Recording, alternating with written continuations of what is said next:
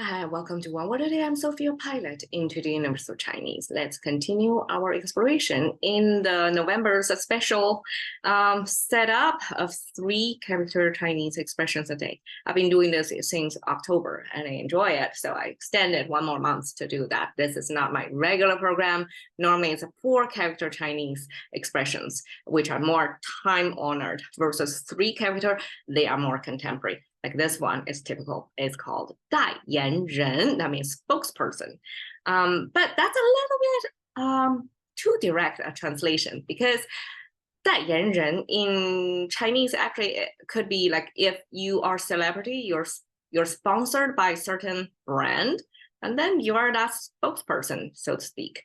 You make money off that, right? And you use your fame kind of promote a brand.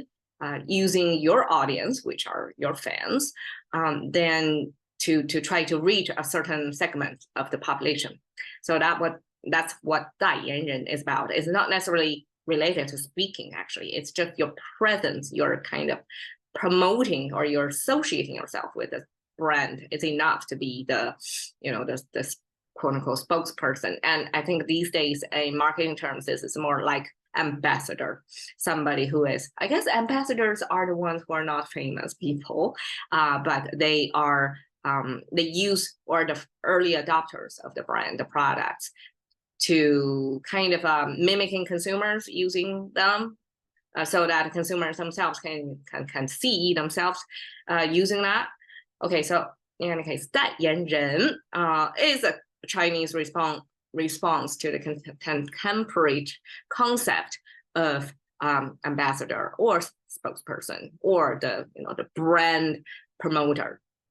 Okay, that I translate as replace. Okay, it comes with 2 parts. One is a person. The other part is weaponry. And the weaponry, actually, I have this theory. I guess it's true as well, because I saw it in a history book, that in ancient times, there are peacetime and wartime, right? In peacetime, most of the population were engaged in agricultural activities, right?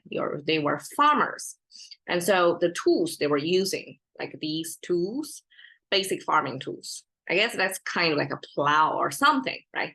To glide through the soil to loosen it up, something like that. And it got sharp edges. In wartime, such tool will be easily converted to weaponry, because if you can break through the surface of the soil, you can break through the surface of another human being as well, right? So there is this transformation or repurpose of the same thing. Probably add something else to it, but I don't know. There was a conversion in there that this farming tool can be converted into weapon.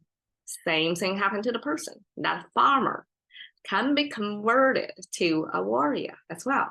And actually, in ancient times in China, I guess there are this government-sponsored military, like in store, ready to be deployed. But when the war expand its scale, then the army would need to be supplemented, or not even supplemented, like replenished by another fresh batch of human warriors to fight, right? So in those times, the farmers would be easily converted into warriors. Well, I don't know how easily, but they must went through some training as well. So this person plus a weapon, or person plus a farming tool, why it means replace? Well, my theory is just like, the bygone age of made in China, right? I grew up in this era of China open up and become the world's factory. And I saw that it was a common practice in China that you don't want to have your machine stop ever, because machines are literally kind of like a printing money. Whatever you're making, non-stopping machine means money non-stopping coming in. And person, the workers are the ones who are going to be replaced, because people cannot last that long, right? Machine can go continuously, so workers will work in shifts, sometimes 2 or 3 shifts to cover the whole 24-hour operation. So this machinery plus workers tend to machinery can be kind of transferred or used as an inference about the ancient practice of, okay, this is, if it's a weaponry and this is a person, that means if that warrior got killed, unfortunately, in a battlefield, the weapon, somebody else is going to take it up and continue the fight. Therefore, the weaponry survived, but the person got replaced by a new soldier.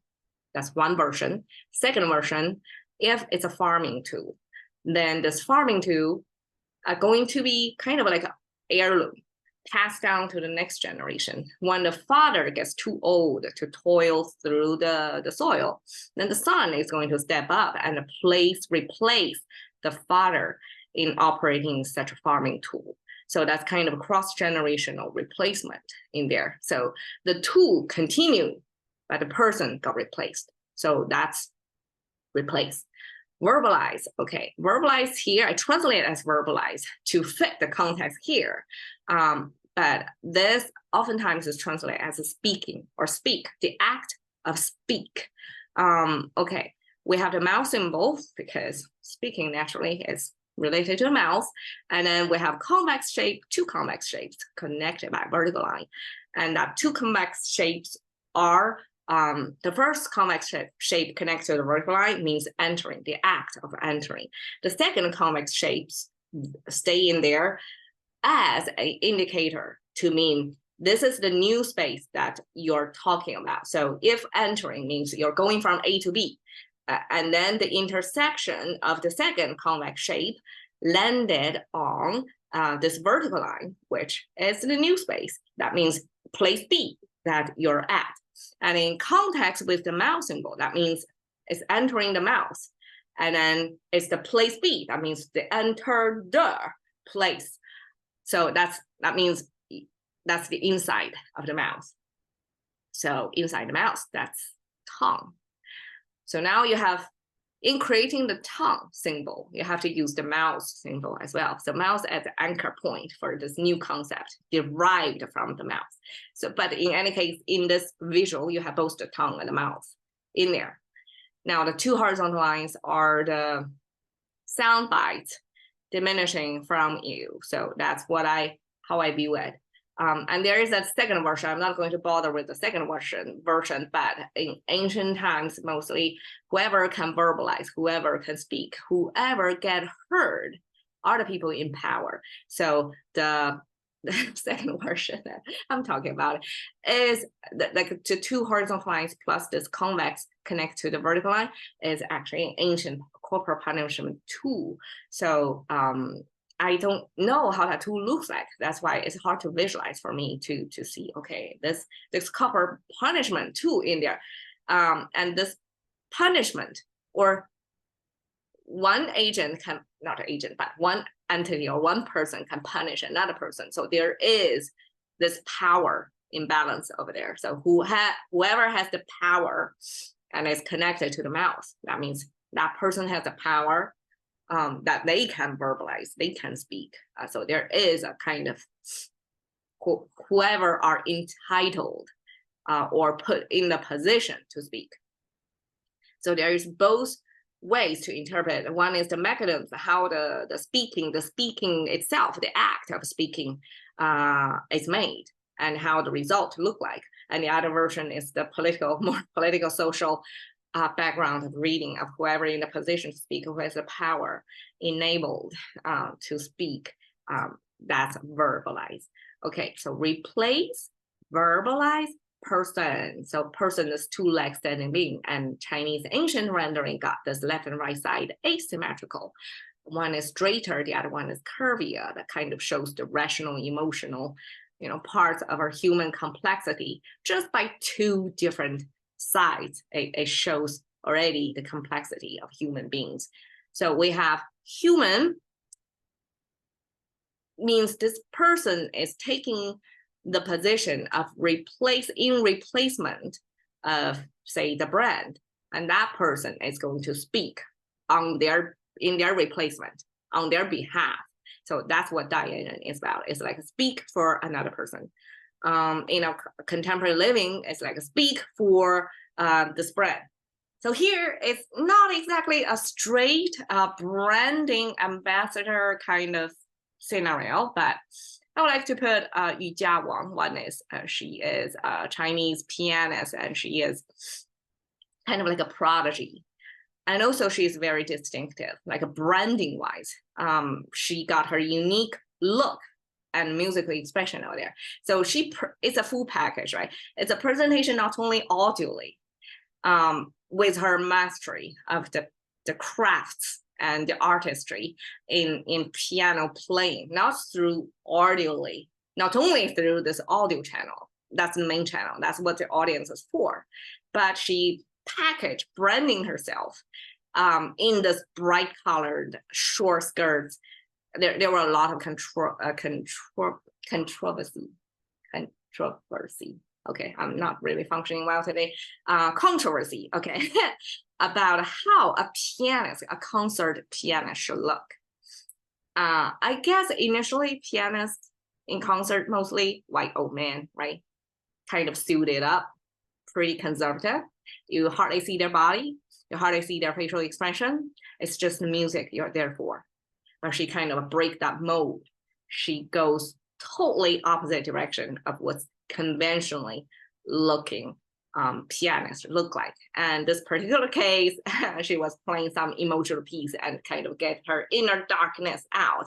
I mean, isn't that great? Well, you're doing your job by playing for the audience, but you're also having a channel to channeling out your anger, frustration, and that audience is so fortunate to hear this real-time, real rendering.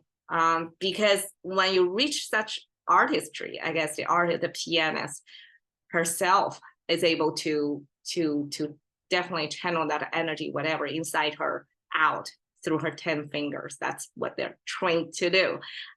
So in this case, I'm using her image to illustrate the spokesperson of you're not, in a contemporary sense, it's like you're not supposed to, you're not associated with the brand, but you're using the product. So as a spokesperson, or on their behalf, make your brand or whatever product you're showing or seeing or heard, because you yourself is kind of grab people's attention. But in this case, it's like she, as a new spokesperson for the piano, concert pianist, as a collective group, she is kind of diversifying how that group should look like. Young, female, Asian, all that is non-conventional. And her look and behavior totally kind of shatter the, what's in people's mind about how pianists should look like, right? How pianists should behave on stage. But I think this is a wonderful diversification of the convention, and it's a breaking of the mold. And in that sense, she's a new representative person of a new generations of pianists that you can not only show your audience, connect with your audience audibly, but visually as well. Like an audience can see with their eyes, not only hear what the message about, but see from her body language and facial expression, outfit, everything together. It's one whole total package. All right, so that's 代言人, Chinese spokesperson or brand ambassador. All right, cashing into the currency of thinking by one word a day with Sophie. See you another day.